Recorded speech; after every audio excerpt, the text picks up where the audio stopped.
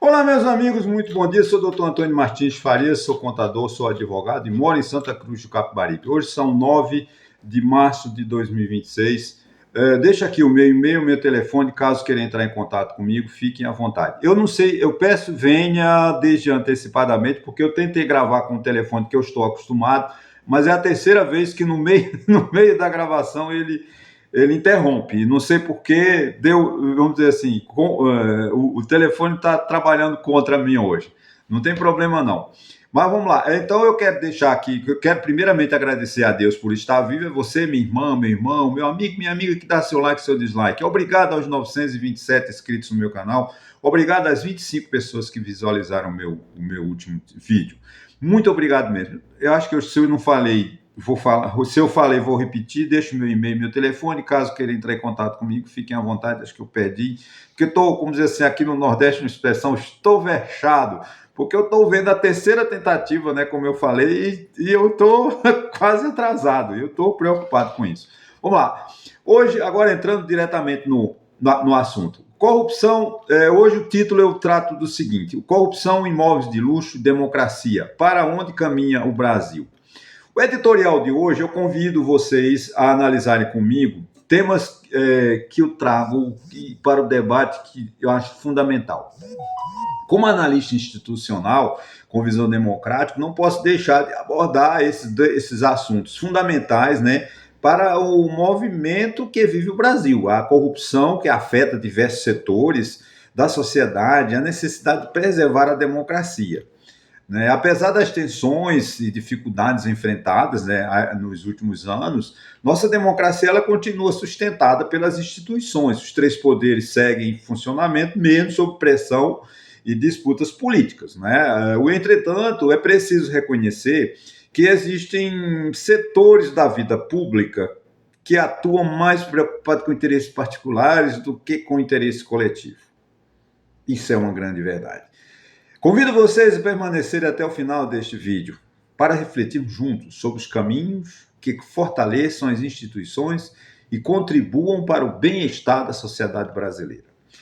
Em primeiro lugar, eu quero falar sobre a corrupção de imóveis de luxo. Para onde vai o dinheiro no Brasil? Nos últimos anos, né, gente, nós defrontamos-nos com grandes processos de corrupção, Lava Jato, que não teve um fim desejável, né? Mas os fatos ocorreram, os crimes ocorreram. Não significa que porque a Lava Jato foi todas as suas essas ações anuladas, ou quase todas, né? Por outros equívocos, não porque os fatos não eram verdadeiros. Os crimes ocorreram, a lavagem de dinheiro, a troca de influência. Né? Revelou esquemas complexos que envolveram. A Lava Jato, né, como vocês sabem, envolveu bilhões, né, de reais desviados dos cofres públicos. Ao mesmo tempo, um fenômeno que chama a atenção, né, dos analistas da vida nacional, e eu me chama a atenção isso. O crescimento expressivo do mercado, né, do mercado de imóveis de luxo em diversas capitais brasileiras. Esse contraste levanta uma reflexão, né, sobre o funcionamento da economia e das instituições. Né? Vamos lá. O dinheiro, raramente, numa economia saudável, o dinheiro raramente desaparece. Né? Ele sempre procura um lugar onde possa se transformar em patrimônio. Isso é uma verdade absoluta. Desde a antiguidade, né, os imóveis são uma das formas mais tradicionais, né, de preservar a riqueza. Não há problema algum no crescimento do mercado imobiliário, quando ele é resultado de uma atividade ecologista. Não estou aqui defendendo que o mercado imobiliário de imóveis caros está sob suspeita. Não, não é isso. Eu não estou pregando isso. Eu estou defendendo que a preocupação ela surge quando a origem de determinados recursos passa a ser questionada. Né? Quando as instituições são fortes E os mecanismos de controle funcionam adequadamente. O dinheiro de origem ilícita encontra barreiras. Quando elas são fracas, surgem caminhos para ocultar o patrimônio. É o que está acontecendo no Brasil, né? Uma grande soma de bilionários com dinheiro que a gente sabe que não tem uma origem muito clara, né? Uma economia saudável exige transparência. A riqueza é legítima, não precisa de esconder. Há pouco tempo, abro um parênteses, o Supremo Tribunal Federal não obriga, porque o Supremo não pode obrigar, mas reconheceu a falta de empenho, a falta de transparência, a falta de honestidade do Congresso Nacional, que desde 1988 não vota uma lei que cria o imposto sobre grandes fortunas. Eles já reformaram a Previdência, já reformaram o sistema tributário, mas não criam esse imposto. Então é uma omissão do Poder Legislativo quando não quer criar o imposto sobre grandes fortunas. Isso é uma maneira de sonegar, né? Nesse contexto, é importante destacar uma declaração recente que me chamou a atenção no debate político, né, do presidente do Tribunal de Justiça do Distrito Federal, né, o senhor Dr. Manuel de Andrade, a manifestação divulgada pela imprensa. Diz ele, abro aspas, a negociata do BRB Master é uma das mais tenebrosas lesões ao patrimônio público da história do país e merece exemplar responsabilização dos envolvidos. Fecho aspas. Gente, isso é o presidente do Tribunal de Justiça do Distrito Federal. Essas palavras que realmente merecem uma exemplar responsabilização dos envolvidos. Todos os envolvidos nessa criação, essa engenharia de desvio de recursos, de troca de influência, elas precisam ser punidas. Essas pessoas não podem ficar impunes.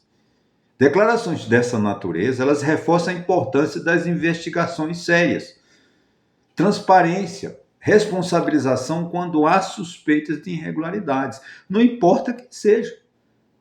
Se tiver que sair o ministro do Supremo, que saia. Eu sou fã dele, como declarei várias vezes, ministro Alexandre de Moraes, mas se ele provarem que... Até agora eu não enxerguei crime dele nesse aspecto.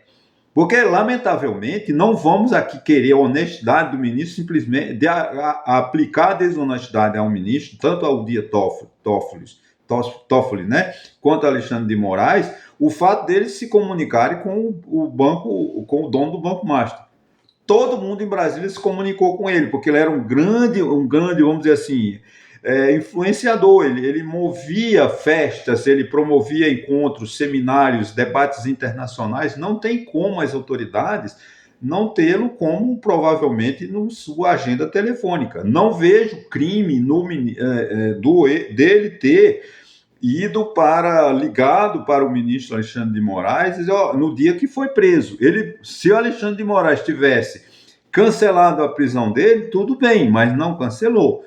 Então, até agora, vamos lá, da mesma forma, o presidente Lula, o presidente Bolsonaro foram beneficiados pelo dinheiro do Banco Master. Então, está todo mundo envolvido. Agora, essas pessoas precisam de ser punidas se caso cometerem crime.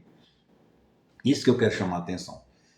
Não estou aqui fazendo defesa do ministro do STF. Eu defendo a instituição STF. Eu defendo o Congresso Nacional, Câmara e Senado. Defendo o Poder Executivo, né, que é o Palácio do Planalto, que hoje é ocupado pelo presidente Lula. O Congresso Nacional, a presidência do Alcolumbre, que é o Senado, e a Câmara dos Deputados pelo paraibano Hugo Mota. Essas instituições que eu defendo. Eu defendo, mesmo ele sendo hoje o Congresso Nacional a pior organização nacional. Os parlamentares são medíocres, são muito fracos, muito sem valor para o povo. Eles não prestam serviço ao povo brasileiro. Então me chama a atenção, gente, ainda refletindo sobre a Lava Jato, que foi um auê, né? Todo mundo sabe. Mas me chama a atenção que em 2025, o estado de São Paulo, na cidade de São Paulo, bateu recorde na venda de imóveis de alto luxo. É claro que tem muitos ricos, nós sabemos, 10% da população brasileira, se nós temos 213 milhões de brasileiros, né? 10% aí um. Agora, todo mundo rico, a ponto de comprar imóveis que custam até 60 milhões de reais.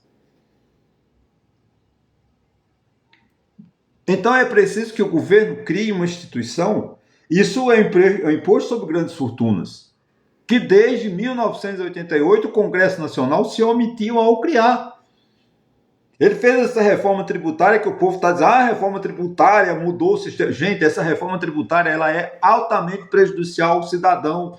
Ela é cara. Deram muitos subsídios. Então a taxa, o IVA, quando eles definirem a taxa, o final, a alíquota, desculpe, a alíquota é caríssimo. O povo brasileiro paga muito imposto, continua muito tributada. Mas o rico continua isento, que é o caso dessa grande fortuna. Que o governo precisa criar mecanismo, o Congresso Nacional precisa de criar mecanismo para, não estou dizendo para combater a riqueza, não, a riqueza é essencial, ela move, ela sustenta. Agora, a gente tem que preservar as instituições para que elas tenham competência para investigar, para apurar as irregularidades e criar barreiras para que o dinheiro, vamos dizer assim, o dinheiro não legítimo, a economia tem uma procedência duvidosa, não entre na nossa economia, que é o chamado mercado negro, né? O mercado que negocia o mercado de combustíveis, que já estamos dentro de um contexto mais abrangente e que todo mundo sabe que em São Paulo, né, foi apurado que, né, milhões de reais, né, são desviados para atividades ilícitas. Então é preciso que a gente tenha essa preocupação. Né? Não sou contra repito, as compras dos imóveis caros. Não, muito pelo contrário. É preciso que eles sejam estimulados. Agora é preciso que uma Constituição, como tem o artigo 154 da Constituição, desde 1988, que pede um imposto sobre grande fortuna e que eles se omitiram. Até hoje eles não votaram, chegando ao ponto de pedirem ao Congresso, ao Supremo Tribunal Federal, que se pronunciasse. O Supremo disse: o Congresso Nacional está omisso, né? Está vacilante, vamos dizer assim, porque não cria essa lei sobre esse imposto sobre grandes fortunas. E isso só acontece com instituições fortes, com respeito às instituições, né? Ao Supremo, respeito ao Congresso Nacional, Câmara e Senado, e à Presidência da República. Mudar de assunto, né? A preservação da democracia é urgente, tá, gente? Outro tema fundamental para o momento atual do país é a preservação da democracia. Em artigo publicado na imprensa, o ex-ministro da Fazenda, Pedro Malan, ontem no Estadão, citou uma reflexão atribuída à jornalista Malu Gaspar. Abro aspas. Numa sociedade que idolatra heróis ou mitos e despreza instituições, a democracia sempre estará em xeque. Preservá-la é missão não de falsos heróis, mas de uma sociedade inteira. Fecho aspas. Para o artigo do Malan, mas ele atribuiu isso a uma jornalista do Globo, chamada Malu Gaspar, se eu não me engano. Malu Gaspar. Essa reflexão, gente, é extremamente pertinente, né? A democracia depende da participação da sociedade e do respeito às instituições. Ela não pode depender apenas de líderes carismáticos ou populistas, ou de figuras políticas momentaneamente populares. O chamado outsider, nós não podemos, que em português é fora, parece que traduzindo de fora do contexto, né? Aparece aí como Pablo Marçal em São Paulo, nas eleições de 2026, né? 2024, que quase ganha a eleição, né? E o próprio Fernando Collor, em 89, a gente pode atribuir a Fernando Collor um outsider. Ele não tinha a mínima chance, né, de ser o presidente da República, que de repente inventou aquele combate aos marajás, né, e se transforma num herói, num provável herói, anda de jato, e o resultado é o que a gente sabe. Né? O descrédito nas instituições é sempre um sinal, gente, sempre um sinal que alerta para a democracia. Não tem Estado democrático que não possua instituições fortes. Ao mesmo tempo, o Brasil enfrenta um desafio político relevante. Né? Isso é uma dificuldade do surgimento de lideranças capazes de representar amplamente a sociedade. Nós não temos mais essa liderança. Como já observou um sociólogo, eu achei pertinente ontem, pela primeira vez que eu ouvi falar dele, tá? José de Souza Martins. Existem partidos de centro no Brasil, mas muitos deles não possuem capacidade real de liderança política. Existe. Kassab é um deles, né? Mas cadê a expressão de Kassab nacional? Não existe, porque Kassab não tem uma ideologia. Kassab ele é um empresário da política. Ele não tem ideologia, ele não defende as instituições, ele defende o poder dele, o interesse dele, né? Esse cenário contribui para um fenômeno preocupante, né? Parte significativa do eleitorado sente que não está plenamente representada pelas opções políticas disponíveis. Eu sou um deles. Nenhum aqui em Pernambuco, nem no Brasil me representam politicamente, porque eles não se coadunam com as minhas ideias. Então eu estou fora desta dicotomia A, B, A, B, A, B, A. Né? Isso só leva prejuízo. Em torno de 34%, 35% da população não está, são os chamados eleitores independentes. Esse percentual não está ligado a A ou B. Ele quer ser representado, mas ele não acha. Em determinadas circunstâncias, corre-se o risco de eleições serem decididas mais pela ausência de alternativas do que de força de projetos políticos consistentes. Nós não temos projeto político nacional. Nós temos um projeto político pessoal, de pessoas. Não me venha, o presidente Lula representa... Não, o presidente Lula, com todo o respeito, representa o PT. Da mesma forma como o presidente, o filho de Jair Bolsonaro, representa a família Bolsonaro. Tem um pouquinho de centro aí, Caiado, né, Ratinho Júnior, Romeu Zema, que é a vergonha Minas, que tem um pouco, mas eles estão representando o interesse deles, apenas deles, não estão pensando nacional. E não tem abrangência nacional. Quem é Romeu Zema? Na fila do pão, como dele, nada. Ele não significa nada. Quem é Caiado? Líder da UDR, né? União, não sei o que lá, do Ruralista. Caiado é velho, de 89, foi candidato, junto com Enéas. Era o folclore de 89, era Enéas e Caiado. Ainda a Constituição Federal estabelece em seu artigo 1º, inciso 5, o pluralismo político como fundamento do Estado Democrático de Direito. Isso significa que a diversidade de ideias e de partidos é essencial para o funcionamento da democracia. No entanto, gente, a existência de muitos partidos não garante por si só a qualidade política. O país precisa de partidos com identidade programática, compromisso com o interesse político e capacidade de formular projetos de longo prazo, coisas que nós não temos. Nós não temos um projeto para a saúde, nós não temos um projeto para a educação, nós não temos um projeto para transporte, nós não temos. É o PAC. O PAC é um programa eleitoreiro. Não tem, as obras do PAC não têm fim. Também é importante lembrar os objetivos fundamentais da República previstos no artigo 3º da Constituição. Isso é que o administrador público não pode deixar de rever todo dia, como se fosse uma oração. Entre eles, ou seja, é também importante lembrar os objetivos fundamentais da República previstos no artigo 3º da Constituição. Entre eles, gente, a constituição de uma sociedade livre, justa e solidária, e a erradicação da pobreza. Esses são os projetos nacionais. O artigo 3º da Constituição é uma norma criada em 1988, mas ela é permanente. Chama-se o nome já de norma programática. Tudo no Brasil, administrador, prefeito, vereador, ele tem que ter como base o artigo 3º da Constituição.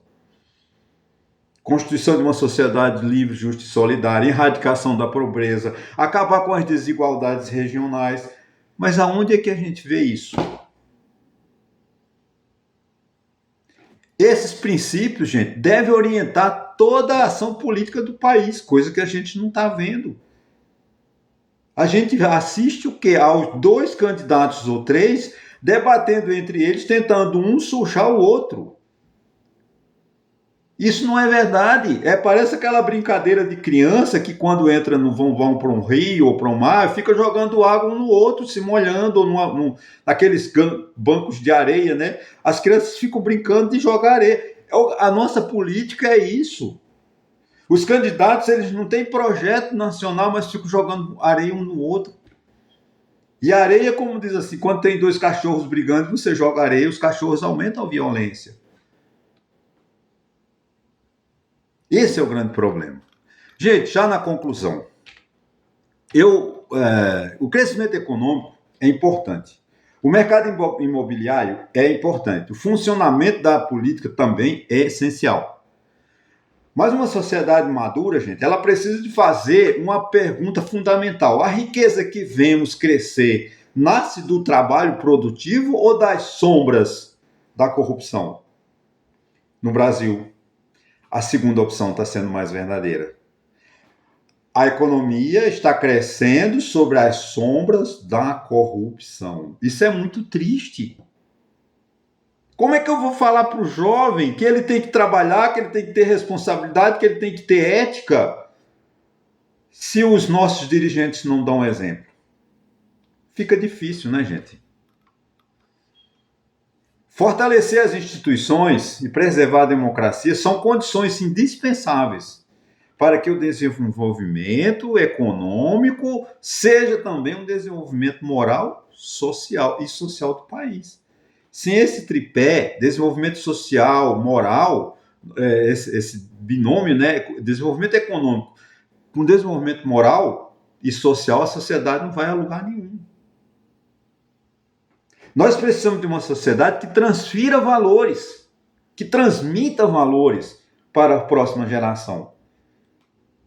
E o que nós estamos deixando para a nova geração? Eu tenho pena dessas crianças de 2, 3, 4, 5 anos, o que elas vão enfrentar em 2060, por exemplo, quando elas estarão no auge. Falta de chuva, o mundo um deserto, falta de convivência, porque nós não estamos dando exemplo. Essa sociedade vai começar do zero.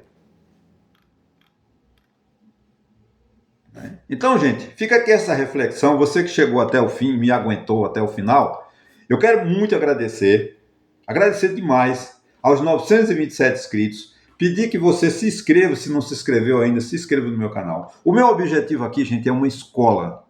Eu todo dia estudo pelo menos 1 hora sobre esses vídeos.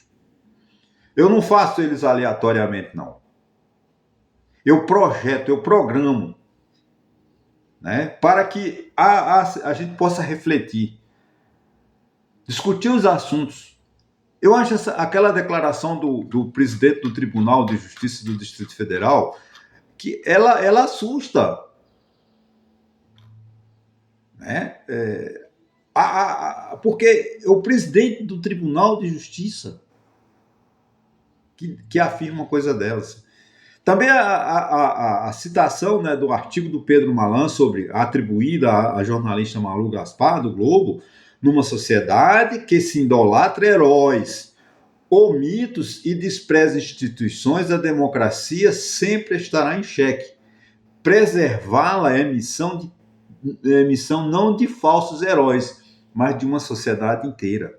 Nós não podemos ter heróis que só pensam na família, que só pensam neles. Nós precisamos de... Gente, porque o intelectual, né, o herói, eu teria que fazer aqui um adendo sobre poder, né? poder a gente tem que entender o seguinte, e carismáticos, né? O político ele não pode defender apenas ele. Ele tem que defender o país, né? Autoridade e poder. Eu vou fazer uma hora dessa, eu falo sobre, eu me lembrei da palavra, autoridade e poder. Autoridade, né? O poder você pode ter sem ética, sem moral. Pode ter o poder de qualquer jeito. Você tem um poder. Um ditador tem um poder. Ele manda matar, que nem o presidente dos Estados Unidos. Invade a Venezuela, invade o Irã. Ele tem poder. Mas ele não tem, né, assim, liderança. Ele não tem autoridade. Que a autoridade vem da intelectualidade, vem da aceitação, vem espontaneamente. Poder você pode impor, agora autoridade não. Autoridade é do povo brasileiro. Não podemos confundir entre democracia, só se fortalece quando os governantes tiverem poder, de acordo com a Constituição, e autoridade, que é a legitimação atribuída ao povo, pelo povo. Agora, um povo consciente. Não podemos votar por votar. O voto é o maior poder que nós temos para enfrentarmos todas essas injustiças, toda essa corrupção que destrói o nosso país. Gente, muito obrigado e até quarta-feira.